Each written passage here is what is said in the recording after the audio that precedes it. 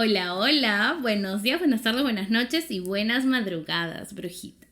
¿Cómo están? ¿Qué tal su fin de semana? ¿Qué tal su lunes? Nosotras por aquí otra vez en martes de podcast para acompañarlas, obviamente.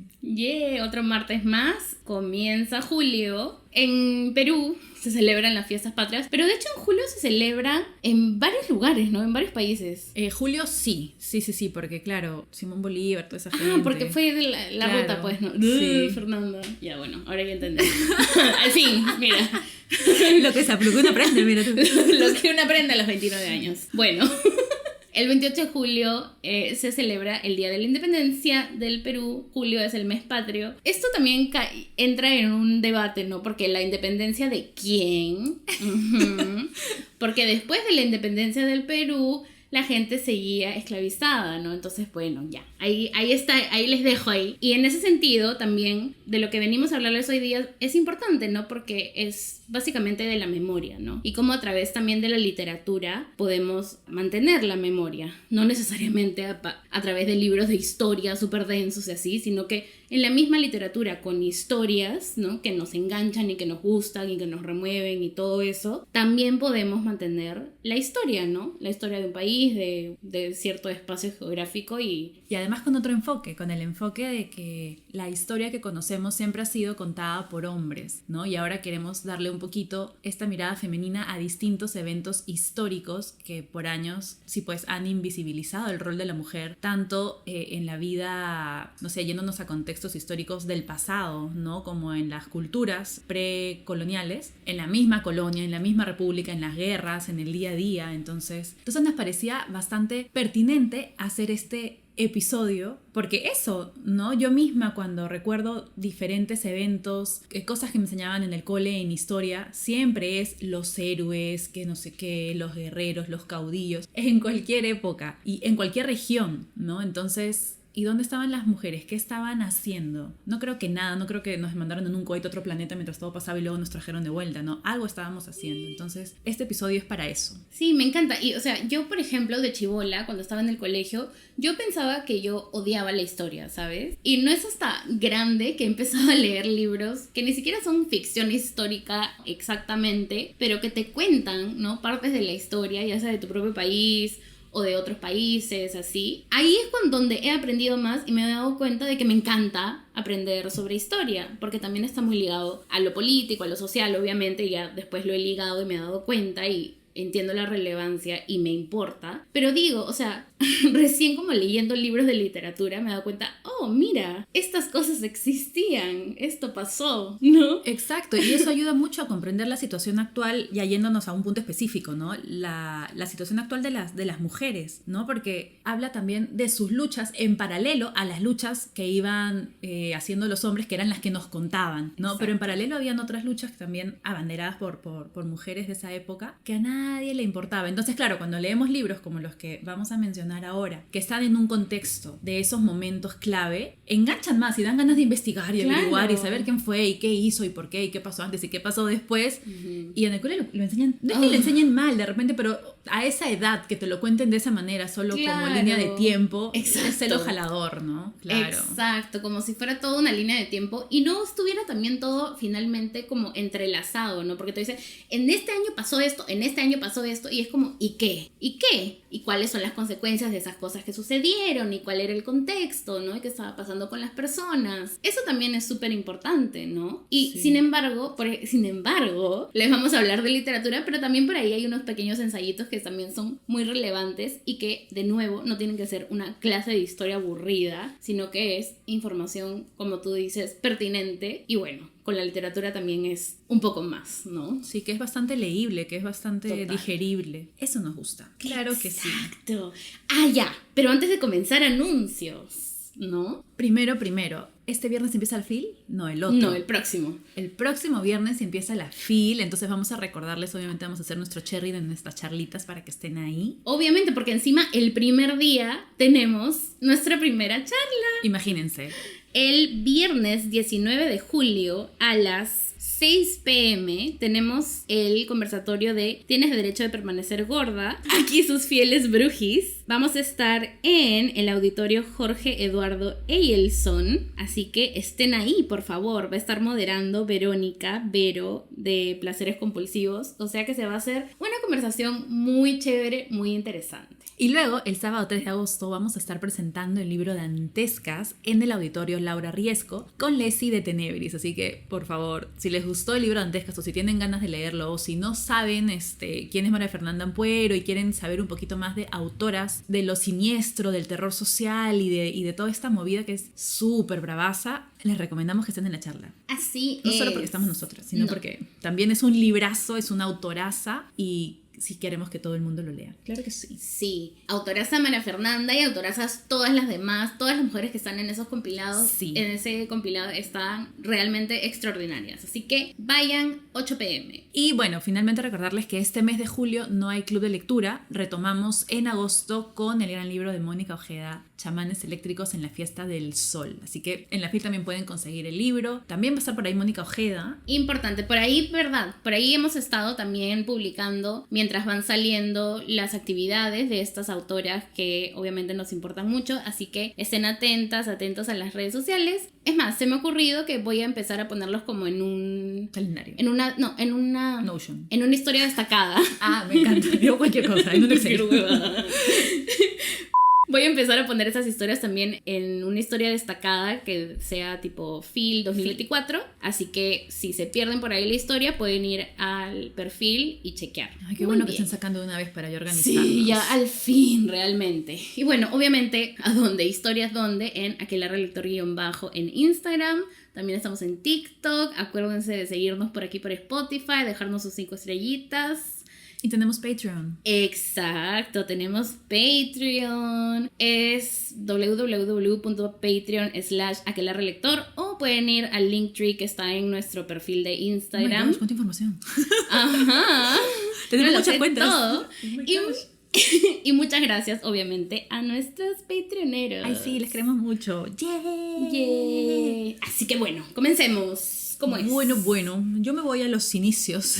Me encanta. A los inicios de la historia, con un libro que encontré hace un año en la Biblioteca Municipal de Lima. Estaba buscando libros de autoras mujeres. Esta biblioteca es hermosa, está en el centro, pero ¿qué pasa? Que muchos de los libros antiguos, como en todas las bibliotecas antiguas limeñas, supongo, predominan los hombres. Hay puros autores hombres, no hay libro de ninguna mujer, porque tienen libros antiguos. Exacto. ¿No? Como que antiguísimos, así de la época del Richie Palm, de Ricardo Palma y toda esa gente. Y no habían autoras. Entonces cuando yo voy y me acerco al counter, le digo, oye, ¿hay algún libro de alguna autora de esa época? No tenemos, bla, bla, bla, bla, bla, bla. Empiezo mi búsqueda libro por libro, y me encontré uno que se llamaba La mujer peruana a través de los siglos, volumen 1 y volumen 2. Entonces dije, mira, encontré. Lo saqué, estaba todo así que las hojas se salían, parecían hojas de Biblia, pero era bravazo, ya. Era un libro que tenía la historia de muchas mujeres desde la época incaica hasta inicios de 1900. Entonces dije, ¿qué joya es esta? Era rarazo, ¿no? Claro. Y empecé a chequear algunos títulos. No lo leí completo porque es tochazo, es encima 2 tomos. 2 tomos como Biblias, sí. Entonces, pero empecé a hojear algunas autoras,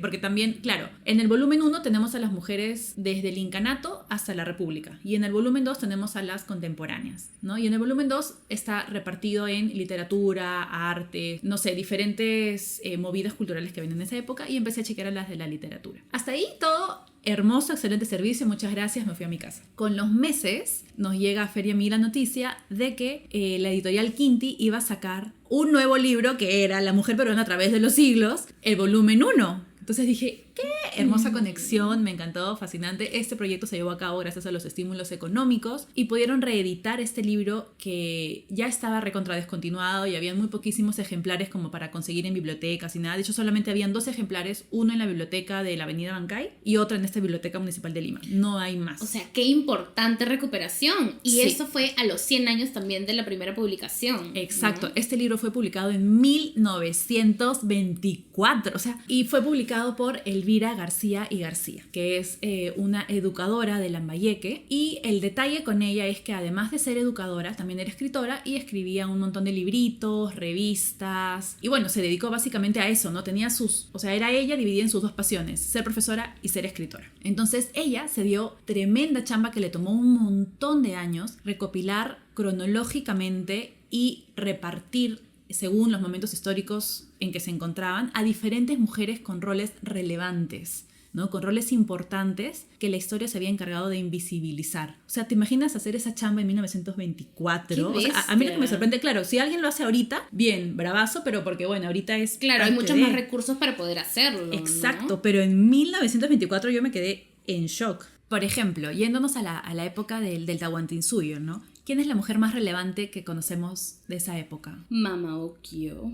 Y nadie más. Ajá. O sea, más allá de que los incas tenían collas y concubinas, Claro. nombres no hay. Entonces en el libro tenemos a personajes como Coya Chimpu, Chimpu Urma, Chimpu Ocllo, Rawa Ocllo, Chucky Uspay y muchísimas más de las que no nos han enseñado, pero ni la foto ni nada. Pero son personajes que han tenido papeles súper relevantes en la sociedad incaica, más allá de ser simples princesas. Entonces, eso es, para mí fue súper revelador, conocer estos nombres, conocer un poquito de cada una, y Elvira García García se dio la chamba de escribir 4 o 5 páginas de cada una con los datos que ella iba encontrando de ellas. Entonces, hacer este trabajo sin Google en esa época Ajá. me parece Sin alucinante. ChatGPT. Realmente. Y lo mismo pasa con las mujeres de la colonia, del mestizaje, del virreinato, y así te van dando nombres que uno ni por acá, y que han hecho cosas alucinantes, que han hecho cosas que se les ha invisibilizado. Eso, se les ha invisibilizado por completo e intencionalmente. Tenemos a mujeres también más conocidas como Flora Tristán, Francisca Subiaga de Gamarra, Cipriana de la Torre, Melchora Lizarzaburu y muchas más. Entonces, tenerlas a todas juntitas sirve un montón como un registro bibliográfico de investigación, sobre todo. Si hay alguien que quiera saber de alguna época de la historia, puedes encontrar desde un punto de vista ni siquiera femenino, sino simplemente tener a mujeres que también han sido partes de eventos históricos, que también han sido partes de la historia y nunca se le ha dado un lugar. Entonces, este libro es bastante para reivindicarlas. Seguro que faltan muchísimas más, pero para esa época a mí me parece un montononón. Total, casi que como un diccionario, ¿no? Literal. ¿Y hecho cuándo? Y lo mejor es que te lo da todo ordenadito, cronológico. O sea, para mí ese es un chambón. Y eso es, yo entiendo que debe ser gracias a la metodología que ella tenía como profesora. Claro, ¿no? sí. Ella también era una mujer bastante visionaria, pero también con ciertas limitaciones sociales. Ahora el chismecito, ¿no? Ajá. Que ella, por ejemplo, trabajó en el colegio de Fanning y fue la primera que se fue a Estados Unidos en algún viaje y trajo alguna profesora de allá para que enseñe por primera vez educación física a colegios de las mujeres, lo cual fue revolucionario. Muchos padres de familia dijeron no, que eso era dañino para las hijas, que las retiraban del colegio, que les parecía una aberración. Pero miren, hasta ahora tenemos educación física, para bien o por mal. Pero tenemos educación física porque, claro, estar en el colegio es estar 8 horas sentado y uno necesita actividades, estirar, hacer otras cosas, no aprender deporte, saber que puedes, no sé, oye, no me va tan mal en fútbol, ¿no? Oye, no me va tan mal en vóley. Y luego también ella fue la fundadora del primer jardín de infancia en el Perú. Oh. Entonces, ha hecho una mujer que ha hecho bastantes cositas y de la que se habla poco, ¿no? Siendo tan relevante ahora los nidos, las cunas, ¿no? Ella fue quien lo hizo. ¿Cuáles eran sus limitaciones? Que también como escritora escribía artículos en una revista llamada La Mujer Moderna en su casa, donde escribía de todo lo que las mujeres debían conocer para ser buenas amas de casa. Porque claro, su limitación ¿cuál era? Que la mujer debía ser libre, luchar por sus derechos para ser libre en su casa. Yeah, Eso era, ¿no? Pero ser libre, pero dentro de tu casita. O sea, eres libre, pero claro, la casa es tu lugar. Entonces, esas eran un poquito las limitaciones, entiendo, ¿no? Del contexto, eso no le quita nada de mérito a su trabajo. Socialmente ella también era muy católica, entonces, claro, en ese momento hablaba bastante de qué importante era atender bien tu hogar, atender bien tus hijos, hablaba mucho también de la higiene, ¿no? Que era algo bien importante en esa época. Los cuidados de los bebés. Es una mezcolanza, ¿no? Es un personaje bien interesante justo por eso, porque tiene ideas súper como que, oye, hay que visibilizar lo que han hecho las mujeres en la historia, pero para que lo lean en su casa mientras son amas de casa perfectas. Claro que sí. Entonces, ese es el tema, lo que me generaba un poquito de no sé si gracia, ¿no? Pero un dato curioso de Elvira García García. Pero igual, gracias por tremenda labor. Si tienen la posibilidad de conseguir el nuevo tomo que está sacando Quinti, vale la pena como registro, como para que tengas un registro de varios personajes, ¿no? No es un libro como que vas a leer, hoy día Mama Ocllo hizo esto. No, o sea, son personajes. Es como un libro en el que puedes apoyarte si te interesan esos temas, si tienes que hacer alguna investigación y para saber también, ¿no? Curiosear, de repente, así como hay ahora los libros, cuentos de buenas noches para niñas rebeldes, claro. El de Había una vez una peruana, ya, es eso, ¿no? Entonces, me parece bravazo. Sí, pues, ¿no? Y como que escuchas por algún lugar de alguien, ¿no? Entonces lo buscas ahí, ¿no? Exacto. Literalmente como un diccionario. Y qué interesante eso que mencionas también, lo de Elvira García García, lo que dice la domesticación, por el libro que voy a hablar después. Me encanta. Y ya para terminar, yo creo que sí podría ser considerado como el primer registro historiográfico de las mujeres del Perú, ¿no? Porque antes de este libro no hay absolutamente nada, ningún libro así que hable de las mujeres como personajes que no sean accesorios o esposa de o hija de, ¿no? Este es el primerito, y creo que este es un gran precedente de cómo sí podemos reivindicar a diferentes mujeres en diferentes ramas de la vida y de la cultura, no solamente en literatura, ¿no? Sino mujeres de todos los campos, para justamente mostrar que sí hacían cosas, sí habían mujeres haciendo desde mucho antes. Y eso es interesante lo que menciona justo de Elvira García García, lo de, claro, buscar la liberación, pero igual en tu casita, ¿no? Igual ahí, igual con tus labores de mujer. Y justo ahorita les voy a hablar de un libro, y de hecho este es un ensayo. Este es Domesticación de la mujer, patriarcado y género en la historia peruana. Obviamente voy a tener que decirles sí, es un ensayo y no es uno así súper facilito, como que de lo súper básico así de leer como los primeros que les trajimos hace unos episodios, pero sí es uno que definitivamente vale mucho la pena. Este habla un poco sobre cómo nuestro rol de mujeres en la sociedad peruana ha sido controlado tanto por instituciones públicas, privadas, eclesiásticas y castrenses, o sea, toda la ecuación junta se ha juntado, ¿no? Históricamente para controlar qué es lo que hace la mujer, dónde es que tiene que estar la mujer, etc. ¿Cuál es el papel que les toca desarrollar, que nos toca desarrollar, ¿no? Sin tomar en cuenta los deseos de nosotras mismas. O sea, se nos ha limitado al espacio doméstico, y esto, de nuevo, ¿no? Desde todas partes, desde la iglesia, el gobierno, la misma sociedad, ¿no? Las personas que te dicen qué cosa está bien visto y qué no está bien visto. En este libro se analiza sobre las bases de esta opresión, que a su vez viene muy ligada al colonialismo también, ¿no? Y esto sin decir que antes no había otro tipo de opresiones e injusticias, ¿no? Encima de, o que, como ya sabemos, intersectan con el de las mujeres, ¿no? Porque obviamente estamos hablando, por ejemplo, este libro, sí hay una cosa, es que se centra mucho, claro, en las mujeres libres, ¿no? Y qué cosa también de las mujeres esclavizadas, ¿no? Que en la época de la conquista, cuando todavía no se había declarado la independencia, o incluso después, las mujeres esclavizadas son otros tipos de opresiones sobre las opresiones de mujer también, ¿no? Entonces eso también es súper importante de tener en cuenta. Por ejemplo, aquí dice: así fue que se construyó un modelo de virilidad señorial, como un dominio de pocos límites sobre el cuerpo femenino y sobre las mujeres sometidas a la servidumbre doméstica y sexual, presumiblemente indefensas, sin responsabilidades y necesitadas, siempre de asistencia. El patriarca se erigió así como el gran proveedor, siempre y cuando recibiera fidelidad. Porque también acá se habla bastante de eso, ¿no? Como que se pide un montón, como que tú tienes que ser así, tú tienes que ser asá, tú tienes que ser no sé qué, y luego en respuesta, ¿qué? ¿No?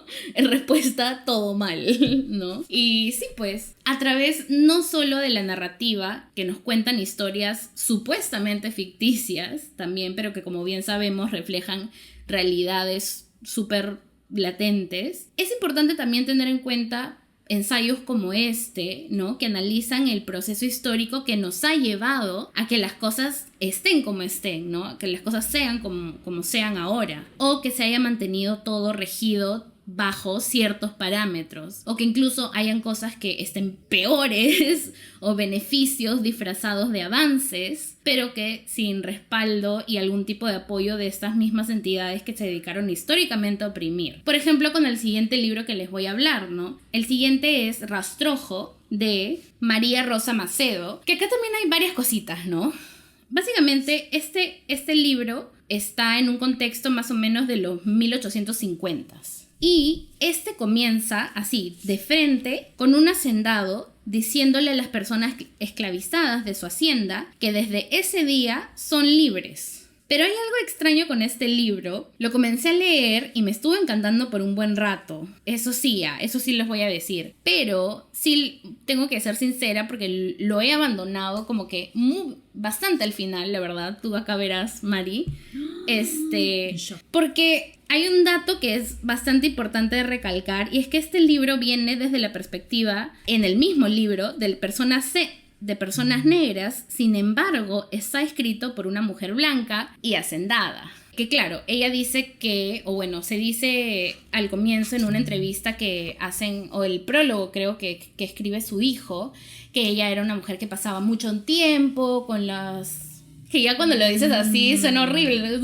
Pasaba mucho tiempo con los sirvientes de su casa. Entonces White ella savior, claro. Ajá, se sentía parte de... Entonces se sentía en la, no sé, en la potestad de contar su historia. Y o sea, claro, acá viene el... Entonces, que nadie la cuente, porque, ¿no? O sea, tampoco me parece mal que ella haya escrito esta historia, pero es bien importante saber quién la ha escrito, ¿no? ¿Cuál es el lugar de enunciación de la persona que ha escrito este libro? Es bien importante. Y lo que yo les decía antes también, por ejemplo, era el tema de dar cierta libertad, por ejemplo, cuando simplemente se liberan a las personas esclavizadas, pero luego ¿qué? No hay ninguna intención de ayudarles a integrarse a la sociedad, o sea, porque ¿qué? Alguien que ha estado, o sea, esclavizado desde toda su vida, que claro, obviamente hay muchas cosas terribles, ¿no? Que van con eso, pero de pronto también decirle, bueno, ya eres libre, anda.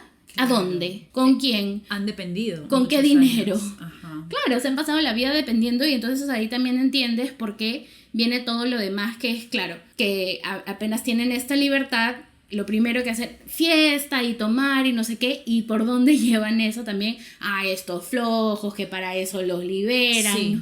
¿no? Viene con toda esta narrativa alrededor. ¿Y por qué? Entonces culpas a los que están ahí borrachos, pero no te estás dando cuenta de todo lo que viene antes, ¿no? O sea, nadie intentó ayudarles a que se puedan insertar en todo, porque igual, o sea, los liberan para que al final después, claro, estén haciendo los mismos trabajos por una miseria de dinero, pero ahora ya pues tú te buscas tu casa, era otro tipo de esclavización finalmente, trabajando del momento en el que te levantas al momento en el que duermes, entonces como también no es tan sencillo de hablar, ¿no? Es como que muchísimas aristas. Pero entonces, ¿lo recomiendas o no?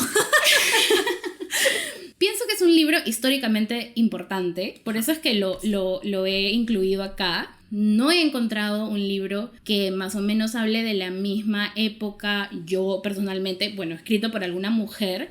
Entonces, por eso sí me parece importante, pero de nuevo regreso a que también es importante el lugar de enunciación de la autora, claro, ¿no? Y, por ejemplo, esa autora yo no la conocía, yo la encontré en un stand en la Feria Ricardo Palma el año pasado, y de pronto ahora me he dado cuenta, porque voy a leer una antología pronto de mujeres narradoras, justo antologado por Mariana Libertad, que ella también lo ha compilado. Y por ejemplo, uno de los cuentos es de María Rosa Macedo. Y ahora de pronto me doy cuenta y veo varios de esos nombres que el año pasado, cuando lo conseguí en la FIL del año pasado, el de mujeres narradoras, no conocía casi ninguna. Y ahora de pronto después digo, ella, oh, chévere, acá tengo un poquito más. Hay hasta de Rosa Arciniega, hermoso. Pero bueno, te doy la posta. No, y creo que es bien importante estas antologías, sí, y que vayan estos nombrecitos, se nos vayan también metiendo en la cabeza, ¿no? Y siempre decimos, no, que escritoras peruanas no hay, que hay poquísimas, hay un montón. Entonces qué chévere que ahora se estén dando el trabajo de reeditarlas, de antologarlas, de sacar nuevos libros, porque ese libro Rastrojo yo no lo tenía ni mapeado, justo le decía a Fer, pero la portada está bonito, o sea, hay un cariño, o sea, se ve el cariño en el trabajo del libro. Y bueno, y la autora es iqueña, no es limeña, es de Ica, pero bueno, hacendada, pero ya bueno, pero así, aquí como plus pequeño, por ejemplo, en estas épocas también en las que está este libro y justo Domesticación, por ejemplo, también les podría decir que lean Negra, ¿no? Que es un libro donde habla, por ejemplo, bastante habla sobre la llegada de las personas esclavizadas al Perú y toca un tema bien importante que es las amas de leche, por ejemplo, ¿no? Eso se habla poquísimo, ¿no? Se habla muy poco, o sea, ¿por qué? Sí. Que, o sea, ese también es un tema, por favor, escriban más al respecto. Y Malambo también. Malambo también es un gran libro que podría ir acá, pero ya he hablado de eso en otro momento, así que bueno, vayan a ver por ahí. Y ambas son autoras contemporáneas, claro, ¿no? Que están ahorita justamente también visibilizando historias y voces y reivindicando mucho a mujeres que antes no tuvieron esa oportunidad, porque también se dice que Lucía Charún Illescas es la primera mujer afrodescendiente peruana en escribir. Entonces... No creo que eso sea, pero ¿dónde está? Claro, ¿no? o sea, como pruebas y libros publicados, se puede decir que sí hasta ahora. Claro. Pero justo por esta experiencia que tenemos de que no, las mujeres antes no escribían y no sé qué, y en verdad sí, es muy probable que hayan habido otras y que no se les haya querido publicar, que hayan publicado o con otros nombres, o que no se les haya querido publicar, o que hayan publicado por ellas y ellas ni enteradas. Entonces, todo eso, aunque parezca jalado de pelos, sabemos que ha pasado. Entonces es muy posible. Pero bueno, nos vamos ahora a la época de la República, un Perú jovencito. Este librito habla de Francisca Zubiaga y Bernales, acá La Mariscala. Este libro ha tenido también una obra de teatro. Es un libro escrito por Claudia Núñez, reciente, y ya me lo habían recomendado un montón y ya. Llegó el momento. Es cortito, se lee rapidísimo, es muy bonito. Y bueno, al final el libro nos habla sobre ella, ¿no? Sobre Francisca ejerciendo su rol de primera presidenta del Perú. Y todo el mundo, ¿qué? ¿Cómo es esto posible? En el libro te van contando cómo. Ella nació en el Cusco el 11 de septiembre de 1802. Fue esposa de Agustín Gamarra, presidenta del Perú entre 1829 y 1833. Y entonces, ¿qué pasa? Que a este hombre le encantaba ir a la guerra. Entonces, él había quedado con su esposa como que, mira, yo me voy allá a batallar así por el sur, por el norte, por todos lados. Tú te quedas acá en Lima dirigiendo. ¿Qué te parece? Y ella como que, claro que sí. Entonces, claro, no tuvo un rol de presidenta como que sí, tomas la banda, firma. Pero técnicamente hacía las labores que su esposo no hacía por estar combatiendo en guerra, ¿no? Ambos decían que eran un gran equipo, que hacían bien esa chamba, uno en campo y otra más en, no sé, pues logísticamente cosas que hacen los presidentes. Claro. Eso. A ella le dieron el apodo de Mariscala por el grado de mariscal de su esposo. Pero también le decían Doña Pancha, también le decían la presidenta. Y claro, hay otros hombres que le decían como que la loca, ¿no? Obviamente. Y luego también habían hombres que decían, no, ella es un personaje que no existe, es una leyenda de la historia del Perú. Porque es imposible. Sí, no hay forma. E incluso uno de los historiadores al que le dicen el padre de la historia del Perú y ex ministro de Educación, nuestro no querido Jorge Basadre, dijo esto sobre ella. Francisca Zubiaga y Bernales, cusqueña de nacimiento, mujer excepcional de salón y de vivac, personaje sin par para un filme de aventuras y para un estudio psiquiátrico. Porque sí, en esa época, a las mujeres que tenían mucho poder y que hacían cosas que para ellos no era como que no, una mujer no hace eso, eran locas. Y él no fue el único. También tenemos a este historiador Juan Bautista Lastres, que escribió un libro sobre ella que se llamaba Una neurosis célebre, La Mariscal, donde básicamente dice que la ambición de ella y su sed de poder venía de un tipo de patología masculinizante generada por el contexto histórico en el que estábamos. Como que tuvo un shock y dijo, wow, sí, quiero ser presidenta. Básicamente su libro es eso. La verdadera astucia. La verdadera astucia. Entonces, bueno, sabiendo esto, nunca más pasas por la calle Jorge Basadre igual. Ya no. Y si puedes, la evitas. Paralelas, realmente, porque qué loco, ¿no? O sea, acá también venía una idea de cómo se romantiza la historia justamente porque ha sido contada por los hombres. O sea, Jorge Basadre habrá hecho lo que habrá hecho, pero su mirada misógina, su forma de pensar, la manera en la que volvían locas a todas las mujeres porque, sí, no me cae, una loquita era. Así de simple, y toda la gente, claro, él lo dice, debe ser loca. Y se replica y se replica y se replica y se replica, pero hay algo bueno. Que por cada Jorge Basadre tenemos una Claudia Núñez que rescatan estas historias y reivindican a mujeres a las que no les han dado su lugar, porque vamos a contar la parte triste. No es spoiler, ¿no? La Mariscala muere. Claro. Todos morimos, en los 1800. Es literalmente la historia, gente. Sí. ¿Qué pasa? Que en el gobierno de ella, claramente los hombres no estaban tranquilos. ¿Que ella qué va a gobernar?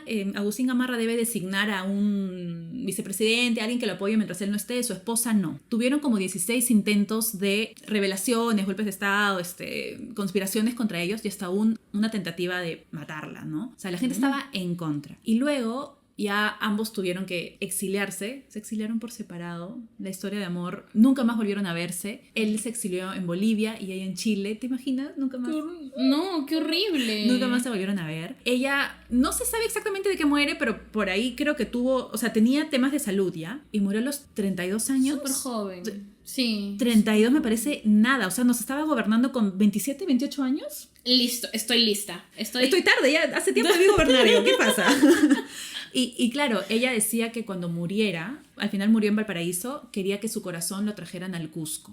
¿Qué hicieron? La lanzaron a una fosa común, no se sabe ya pues dónde estará, mientras que a su esposo Agustín Gamarra sí lo trajeron y tiene una tumba súper especial acá en Lima. Claro, después que por qué se pierde la historia de las mujeres, es exactamente por motivos como esos. Por misóginos, claro, porque no quieren, pudieron traerla, darle su corazón al Cusco y enterrarla en algún lugar, lo que quieran, pero o sea, es el no querer, pero a él sí, porque él sí, que no sé qué, que también estaba exiliado. Por último, si no los querían a los dos los dejaban en sus fosas comunes, por último. Claro. Pero, o sea, esa elección él a propósito, sí, exacto, ¿no? Entonces, claro, mucha gente dice, pero ella no fue presidente, bueno, fue la esposa de un presidente. En todo caso, por humanidad pudieron cumplir su deseo. No lo sé, o sea, me parece malazo porque lo hacían desde un odio, porque era mujer y porque tenía poder. Claro. Eso es lo que más les molestaba, ¿no? Porque si fuera mujer, pero fuera sumisa, como que, ay, sí, mi esposo, ay, sí, rebélense, ay, sí, tomen. Claro, la esposita que siguió a su esposo a todas partes. Ay, no sé nada, soy una inútil. Ay, pero sí, no. Hermosa, claro que sí, seguro era santa, pero como se ponía en contra, incluso ella iba a campos de batalla e iba con su traje, como que, a mí me van a hacer mi traje azul, como así. Toda una fashion girly. Y claro, se dice, ay, pero era muy superficial. ¿Y los hombres qué? Los hombres iban con polo blanco y jean. No, también iban con sus trajes, con sus... Ay, por favor, exacto. ¿Han visto las armaduras y los trajes y los colores y las insignias y los peluchitos? O sea... Hasta ahora, y es válido, porque si quieres ir a pelear con tu traje de marciano azul, anda. Pero hacen esta mirada de que, ay, no sabe, solo se preocupa por la moda, que por qué va así. Bueno, los hombres también no es que vayan cómodos, no es que vayan con buzo para pelear, ¿no? También van súper embotados y con sus botones mágicos y sus gemelos en las manos, o sea, exacto. También hay su cariño en la ropa,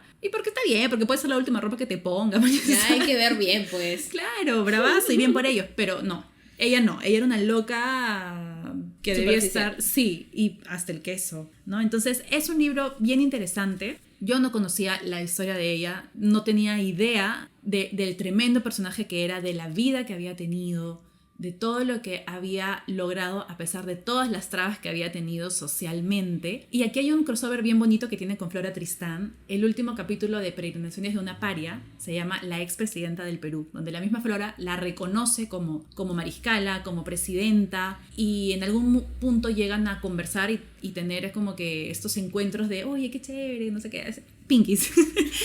y Flora la entrevista. Y la mariscala le dice, ¿no? Como que ella hubiera preferido también estar en el campo de batalla, pero por temas de salud tenía que estar en la ciudad. Entonces por ahí yo también saco que seguro estaba enferma o algo para haber muerto tan joven, y que, claro, las causas no se saben o no quisieron investigar. Eso también me da cólera, que nos perdemos información porque algunos... Claro, porque no les ha importado investigar la historia de una mujer. Y seguro que no es muy difícil, alguien sabrá, pero... Bueno, claro. En fin, léanla. Si alguien les dice que Dina es la primera presidenta, no, ¿ok? La mariscala fue la primera. Por favor. Ay, por favor. Y es un libro que está muy bien contado, no es denso para nada, es cortito, y ojalá que hayan más de muchos personajes femeninos que también han sido condenados como locas o como, no lo sé, incluso el término, ¿no? Adelantadas a su época. Es una lástima que no les hayan valorado en su momento por lo que hicieron. Exacto. Pero bueno. Y que estos reconocimientos también no sean solo mujeres blancas, ¿no? Importante. También, súper importante. En todos los ámbitos, ¿no? Sí, claro. Y lugares. Claro, no solo mujeres que han estado en el superpoder, ¿no? Sino que han hecho cosas desde sus trincheras, cada quien. Exacto. ¿No? Tienes que llegar a la presidencia para que escriban un libro. Hay como que nichos internos, locales, que también tienen bastante importancia y que también las mujeres han hecho que se lleven a cabo, ¿no? Exactamente. Sí. Y bueno, voy a continuar con otro librito que también es más o menos de la época de Rastrojo. Rastrojo estaba por la guerra con Chile. Claro, sí, por la guerra con Chile. Estamos acá en Contigüidad de los Cadáveres. Yo ya he hablado de este libro, así que va a ser breve. Nunca voy a dejar de recomendarlo. Es una antología hecha por Helen Garnica. En este libro hay una recolección de 14 relatos y 2 crónicas producidas en este lapso pasando del siglo XIX al siglo XX. Y el detalle de estos relatos es que están marcados por la incertidumbre y la tristeza tras la derrota del Perú en la Guerra del Pacífico, ¿no? Entonces hay un prólogo que ya de por sí podría ser un libro, o sea, es hermoso el prólogo que hace Helen, donde da un montón de contexto histórico y cuenta que detrás de cada gran evento sangriento y con muchas muertes y traumático para una nación, como una guerra, los literatos, los que hacen arte, los intelectuales, empiezan a cambiar un poco el perfil de lo que producen, ¿no? Ya no es solamente producir algo bonito, algo como que, ay, es 28 de julio, hagamos algo hermoso, sino que ya empiezan también a denunciar taras sociales y políticas que los han llevado hacia ese desastre. ¿Cómo llegamos a este punto de una guerra que de alguna forma se pudo evitar? Y la línea que une estos relatos, que juegan entre lo fantástico y no fantástico, pero sí como que bien darks, es que muchos de estos autores escribían cosas realistas, cosas como que serias, entre comillas, ¿no? Pero tenemos, por ejemplo, a Clorinda Matto de Turner o Dora Meyer haciendo textos bien ¿Siniestros? tenebrosones, sí, y es como que uno ni por acá. Entonces, qué importantes son estas reediciones y rescates literarios, a mí me encantan. Entre los textos, ya les he contado varios en otros episodios, pero así resumido, tenemos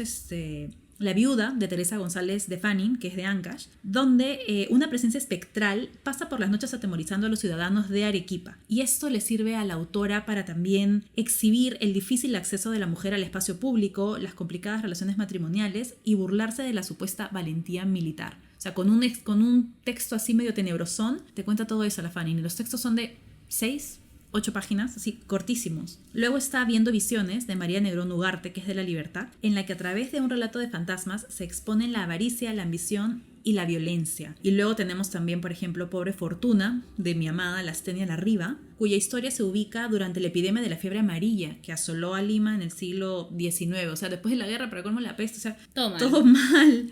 Y tiene bastantes toques de, no sé, pues si les gusta Allan Poe, este libro va por ahí, ¿no? Como que con cosas ambiguas, finales abiertos y cositas bonitas. Y así son cuentos que uno diría, ah, mira, qué interesante. Ajá. Parecería de una antología de dantescas, pero esto fue escrito en 1800, no sé, fines de 1800, pues entonces, bravazo. El trabajo importante que hay en este libro también es de que hay unas ganas de querer también sacar autoras mujeres que escriben en esa época y no solo de Lima, ¿no? Tenemos de otros lugares también del Perú y que en su época sí, pues escribían más que artículos en revistas también femeninas, que eran un clásico, o escribían cositas más novelitas, cuentitos, y también tenían su dark side. Claro. Me encanta. Y me parece súper interesante también como abordar esto de lo que se produce después de traumas tan grandes como una guerra, como una pandemia, como cosas así, ¿no? Porque, o sea, como no sé, el cine posguerra en Alemania, ¿no? También ves como se vuelve súper oscuro, súper turbio y así. Entonces, como, eso me parece súper interesante, ¿no? También. Es que es un trauma colectivo muy fuerte y estos cuentos lo abordan de manera muy, no sé si compasiva ya, pero me gustan esas metáforas, por ejemplo, para retratar enfermedades, la violencia que siguió a la derrota de la guerra, abortos clandestinos, las mujeres burladas por los hombres de bien, suicidios, los suicidios que hubieron también, de eso se habla, no sé si se habla poco o se nos ha mostrado poco, en todo caso, ¿no? De repente se nos ha mostrado poco porque es algo que sí pasa y es algo que, como dices, es mundial, no es solamente que en Perú pasaba, ¿no? En todo el mundo, posguerra, hay un cambio en las artes y se empiezan a denunciar cosas. Sí, recomendamos este libro porque también se encarga de rescatar autores invisibilizados. Siempre. Autores y autores también que fueron invisibilizados también por su lugar de procedencia, ¿no? Así que, si pueden, consíguenlo, es de Pandemonium, la edición está bien bonita. Muy bien, me encanta, me encanta. Bueno, ahorita yo tengo Jimena de Dos Caminos, que, claro, no es, en este caso ya no es tan histórico, ¿no? No hay como que, porque aparte no hay un contexto histórico súper claro, pero sí se sabe que es como mediados del siglo XX, antes de todo el conflicto social del terrorismo y todo ese tema, ¿no? Lo que me pareció interesante de repente recalcar de aquí es que te empieza a mostrar como que la realidad de... Lo que pasa es que esta historia es desde la perspectiva de una niña que es Jimena, ¿no? Y es como el autodiálogo de Jimena, que es una niña que se encuentra en sus años de formación en la disyuntiva de los dos caminos, el que habita geográficamente con un entorno andino en el que todo funciona distinto a la ciudad o a todo lo que tenga que ver con el occidente. Ella vive en un campamento minero, pero su papá es como que uno de los que tienen poder. Entonces, de todas maneras, ella está en este contexto andino, pero está en un contexto, ella personalmente, privilegiado, ¿no? Frente a los que la rodean. Dentro de este libro también hay como un conflicto que no queda claro en la misma historia, pero que después tú entiendes, ¿no? Porque ahí es donde comienza, o no sé si exactamente ahí es donde comienza, pero te demuestra estos conflictos mineros, ¿no? Desde mediados del siglo XX, ¿no? Que es algo bastante importante, que no es un tema central en el libro como que el conflicto per se, porque es más la niña y como que el aprendizaje de ella, ¿no? Cómo aprende el lenguaje y cómo está en esta dualidad, pero también tiene como que este pequeñito ahí contexto histórico que te deja ver que todos estos problemas están desde hace cuánto tiempo. Entonces esa partecita me pareció relevante, y bueno, ya en otro momento les podría hablar mucho mejor de Jimena de Dos Caminos, porque ese es un libro que a mí me fascina, es uno que debería estar en el canon literario muchísimo más fuerte, debería ser parte del plan lector en todos los colegios a nivel nacional, porque es súper importante. Y bravazo, porque a mí este libro me recuerda a Fer. Me encanta. O sea, es como que Jimena Fernández.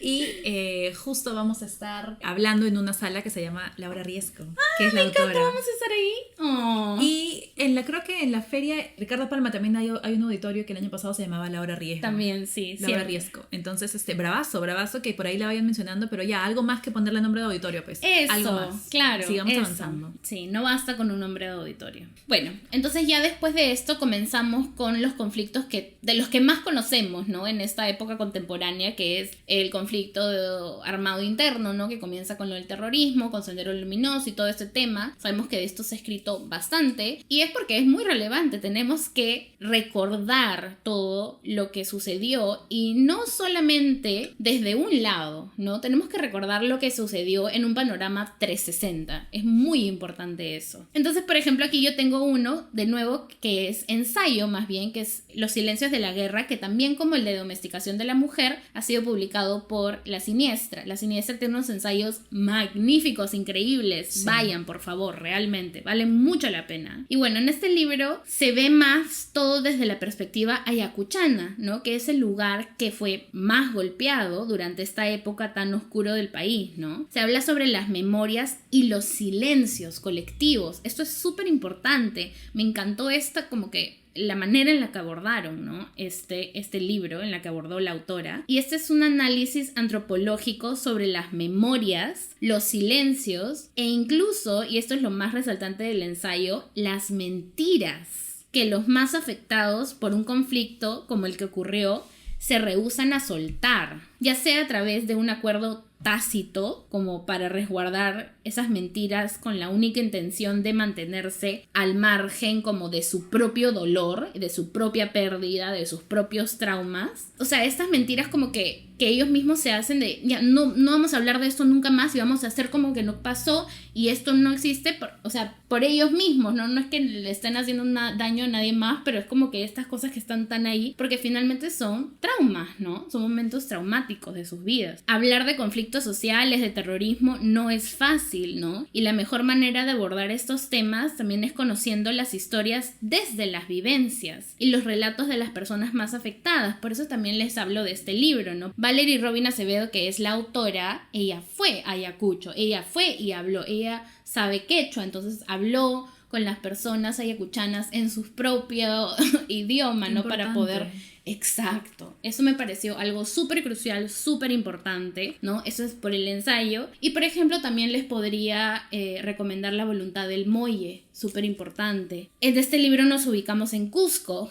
Tenemos un par de hermanas cuya madre acaba de morir repentinamente, una madre de familia aparentemente ejemplar que ha dedicado su vida a su familia, a su marido, a sus hijas, todo esto, pero a partir de la muerte las hijas descubren todo el universo que era su madre, ¿no? Que era mucho más allá de ser madre, esposa y ya. Y también esta novela nos muestra las consecuencias del racismo, de la doble moral de una familia que se rehusó a que un miembro de esta pudiera estar asociada de por vida con alguien que no merecía a sus ojos asociarse a esa familia, ¿no? Por su apariencia, por las cosas que escuchaban, por lo que sea, pero muestra hasta dónde es capaz de llegar el rechazo a la otredad inferior, ¿no? A sus ojos, entre comillas, de estas personas, ¿no? Hasta dónde puede escalar estos intentos de mantener cierto orgullo o imagen de familia completamente basado en la discriminación. Esto, o sea, no les quiero hablar demasiado de la misma historia, pero es que es muy relevante para entender una perspectiva 360, por ejemplo, también con El año del viento, ¿no? Te muestra también las realidades desde el otro lado del que solemos villanizar, como se diga, pero no, tenemos que entender todo. Es lo mismo, ¿no? Si nos enseñan la historia desde una perspectiva, es lo que vamos a interiorizar. Exacto. Sí. Claro. Y no es que es un bando malo, un bando bueno, no. Cada uno tiene sus razones, motivaciones, y en ambos lados pasan cosas buenas y malas, ¿no? Que es como el libro del que voy a hablar. Ajá. También en este contexto o sea, sigo la línea del contexto en el que está Fer, es de la época del terrorismo y es La sangre de la aurora, de Claudia Salazar Jiménez. Lo bacán de este libro es que tiene como foco de atención la historia de 3 mujeres desde diferentes puntos de vista. Este libro toma como foco de atención a 3 mujeres de distintos espacios sociales y las 3 padecen la violencia armada, tanto por parte de las fuerzas del orden como por parte de los terroristas de Sendero Luminoso. Entonces, claro, siempre se nos ha vendido la historia de que Sendero Luminoso es malo y los militares nos salvaron y todo, pero los militares también en cierto punto cometieron violencia. No sé si más o menos, pero la cometieron y contra mujeres también. Y esta violencia es doble porque ya no es solamente violencia por ser golpes o torturas, sino hasta violaciones. El tema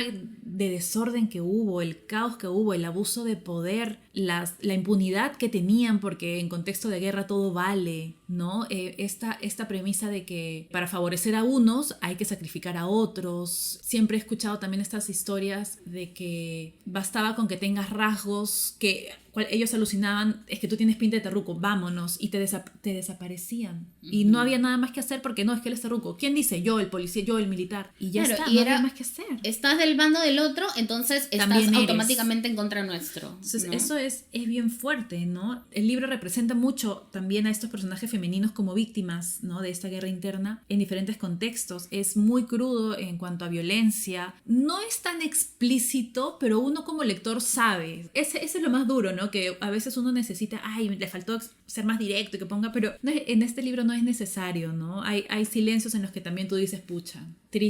Para mí fue bien triste, fue bien chocante y me marcó un montón porque todas las películas que yo he consumido de esta época han sido dirigidas por hombres, los personajes protagónicos eran hombres, era o el terrorista o el militar héroe que salvaba a todo un país y las mujeres eran simplemente como que los accesorios, ¿no? La esposa militar, alguna víctima, alguna niña para dar pena, pero no un papel protagónico no tenían. Entonces este libro fue ver otra mirada y recién, malazo de mi parte pero recién con este libro pude como que entender el dolor y lo que vivieron las mujeres, no solamente por ellas, sino cuando tuvieron que presenciar violaciones o abusos hacia sus hijas, hacia sus madres, hacia familiares. O sea, ese sentir es bien, bien fuerte. Pero ahí también te das cuenta de la importancia de libros como ese, ¿no? Exacto. Para que alguien a quien le han contado la historia de una manera pueda también, ¿no? Abrir los ojos y decir, wow, hubo mucho más. Claro. Y claro, ya no empiecen con la competencia de los hombres, también sufrieron. No es así. Yeah,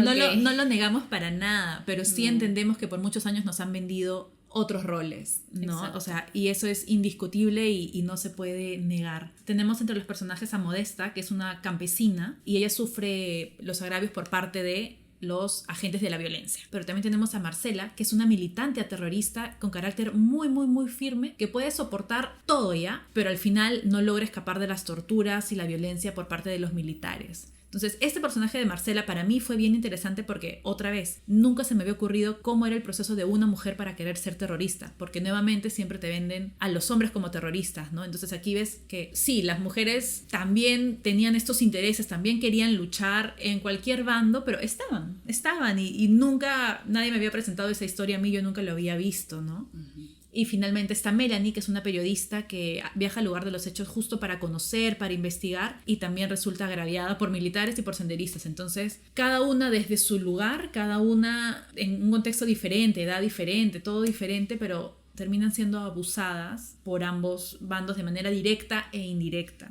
Eso es lo fuerte, ¿no? Siempre la mujer termina siendo reducida al objeto sexual y el hombre tiene como que el poder ahí. Y finalmente mi lectura actual, que es Filtros Tenebrosos, que es de la trujillana Clara Rojas. Este libro lo encontré en la bandeja que tiene Vero de Placeres Compulsivos del Trueques y dije, a ver, vamos vamos a darle una oportunidad a este libro. Y también habla en esta época de 1980 del terrorismo, habla mucho también de la migración que se vivió en esos momentos, ¿no? Cuando todo era incertidumbre. A pesar de esa incertidumbre, el mundo sigue, la gente tiene que seguir trabajando, estudiando, y los papás se siguen preocupando por mandar a sus hijos a Lima a estudiar. Y viene nuestra protagonista a Lima a estudiar en la San Marcos, y en medio de este conflicto de terrorismo, ella empieza a involucrarse en la vida política estudiantil. Aún no llego al nudo, pero entiendo que, o sea, la San Marcos era el lugar favorito de los militares para capturar gente, ¿no? Entonces entiendo que se va a ver involucrado por ahí. Aún no lo termino, sí lo recomiendo, también es cortito y me encanta este contexto porque, claro, a veces uno piensa que cuando hay guerra el mundo se paraliza y no necesariamente, uno tiene que seguir buscando qué comer, buscando qué hacer. Se habla también de estas migraciones forzadas, en este caso forzadas para un futuro mejor. No siempre quieres venir a Lima, pero tienes que venir a estudiar, tienes que venir a trabajar porque en Lima está lo mejor, esa mentalidad, ¿no?, centralista que hay acá, pero luego vienes y te chocas con el racismo, con prejuicios, para colmo un lugar donde por ser de la sierra y tener rasgos ya te juzgan de terrorista, por tener intereses políticos, porque te gusta la política, por tener un libro de Marx en tu mochila pueden desaparecerte. Entonces el libro habla de esto y lo recomiendo también. Y qué importante también en este momento donde la derecha está ganando tanto territorio y donde realmente, o sea, estas amenazas de censura, y no solo amenazas, sino realidades tangibles de censura, ahorita con lo último de la ley del cine, por ejemplo, que ha salido acá en Perú. Qué importante es también, o sea, recordarnos estas cosas. Esto no ha pasado hace tanto tiempo, o sea, y literalmente está la amenaza de que vuelva a suceder, ¿no?, ese tipo de censuras que son peligrosas. Y que ya han pasado. Esa es la importancia de saber un poquito de la historia, ¿no? Porque al final siempre escucho que la historia es cíclica. ¿Por qué? Porque olvidamos, porque exacto, ya olvidamos, porque ya pasó. Pensemos en la pandemia. Hace 5 años, ya casi, 4 años ha sido la pandemia y bueno, ya lo superamos, que no sé qué, bla, bla, bla. Pero ¿qué aprendimos, no? Claro. O sea, podría volver a pasar otra pandemia tranquilamente porque como sociedad no seguimos pensando en conjunto, qué sé yo, pero es muy importante saber lo que nos ha pasado, de dónde venimos, para tratar de evitar en un futuro, y si no podemos evitar que pase, para poder manejarlo un poquito mejor, para estar algo preparados, ¿no? Totalmente, sí.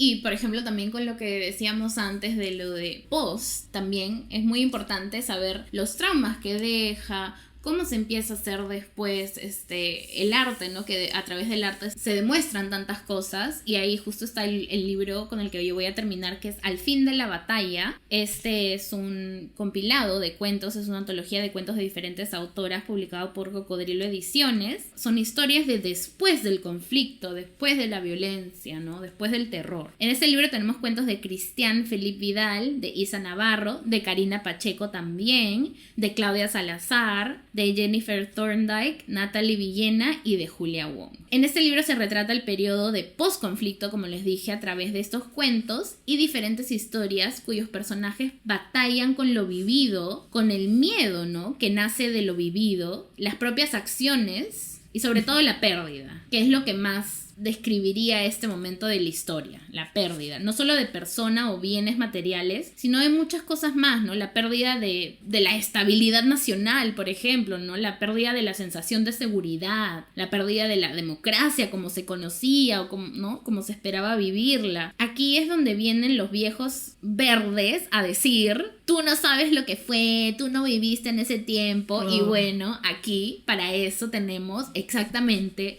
los libros. Tenemos historias de todos los bandos, que esto también se une con lo que dije antes, desde una misma doctora, por ejemplo, que trabaja esterilizando mujeres en la sierra, niños y jóvenes que fueron víctimas de la violencia, también tratando de salir adelante, ¿no? Una mujer rehaciendo su vida después del terror debe encontrarse con una representación de este terror para cumplir un sueño, por ejemplo. Nuevos comienzos, las voces de los muertos del conflicto, incluso la perspectiva de personas que hicieron suya la misión de aterrorizar activamente a sus compatriotas, el trauma de estos que supuestamente estuvieron en el bando de los malos, también, ¿no?, el trauma de ahí. Vemos los estragos desde múltiples perspectivas, Y como en El Año del Viento, ¿no? De Karina Pacheco, nos plantea la posibilidad de que no todo era malo y bueno, ¿no?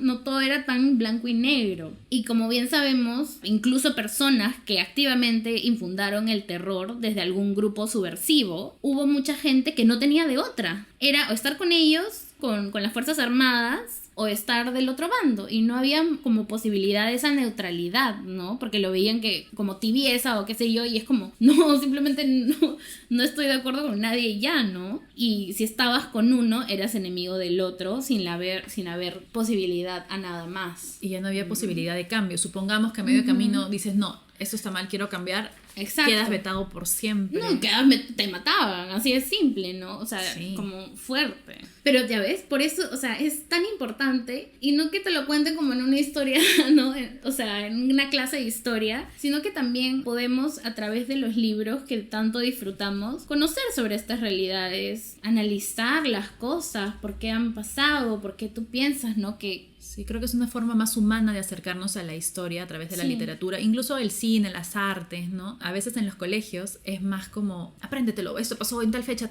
y tal persona, y nada más. Mientras lo más potente es cómo nos afectó, cómo llegamos a esto. Las repercusiones sociales. Y no simplemente tildar, él fue malo porque hizo esto, sino que hay un trasfondo, ¿no? Siempre, para todo creo que hay una mirada más amplia, pero es difícil, me imagino, ¿no? Y exacto, yo entiendo clarísimo que mis papás, por ejemplo, este es un trauma generacional para ambos, o sea, el simple hecho, me imagino yo, de escuchar fuegos artificiales y todo detona bombas, y es algo que nosotros no entenderemos porque no hemos vivido. Nuestro trauma fue la pandemia en todo caso. Claro.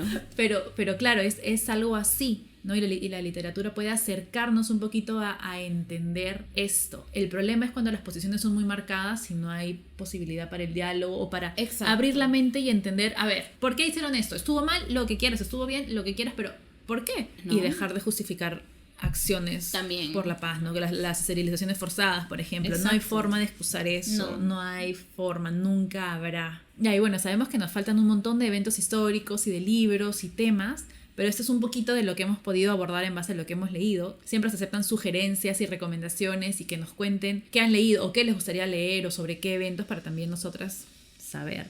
Así que bueno, hasta aquí llegamos con el episodio de hoy. No se olviden ahí de compartir siempre los episodios, si les gustaron, de comentarnos, de dejar su comentario en el post de Instagram. Y entonces con nosotras será hasta el próximo martes. ¡Yay! Nos vemos en el bosque. Besitos de brujitas. ¡Mua! Chao, chao. Con esta bulla de porquería. Se pasaron hoy de bulleros, ¿eh?